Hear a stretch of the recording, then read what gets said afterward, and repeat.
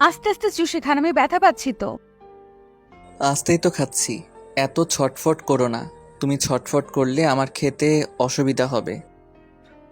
যেভাবে চুষে চুষে খাচ্ছেন মনে হচ্ছে অমৃতের স্বাদ পাচ্ছেন। লাগছে তো। আপনার দাঁতগুলো তো ধারালো কেন? আমার ভীষণ লাগছে।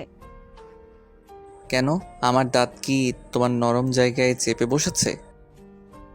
তা নয় তো কি। আপনার এই দাঁত আমার এই নরম জায়গাটা একদম কামড়ে ধরেছে। উফ, খুব জ্বালা করছে। একটু আস্তে করুন। এমন করে কথা বলো না তো। তোমার কথার জন্য আমি কাজ করতে পারছি না। শুভ কথাটা বলতেই নিজের ইচ্ছে মতো চুষে চুষে খেতে লাগলো।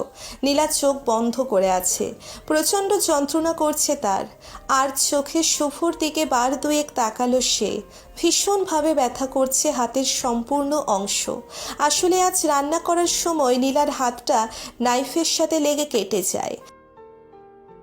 বেশ খানিকটা হাতের আঙ্গুল কেটে যাওয়ার কারণে নীলার হাত থেকে রক্ত বেরিয়ে আসতে লাগলো।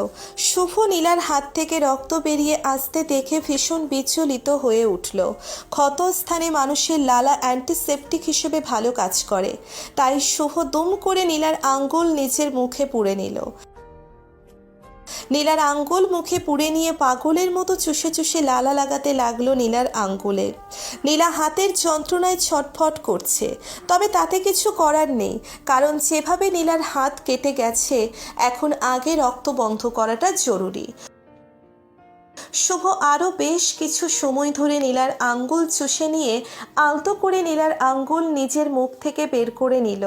নীলার আঙ্গুল নিজের মুখের মধ্য থেকে বের করে নিয়ে শুভ নীলার দিকে তাকিয়ে বলতে লাগলো, নীলা, এখন কেমন লাগছে? ব্যথা কি কমেছে? হুম।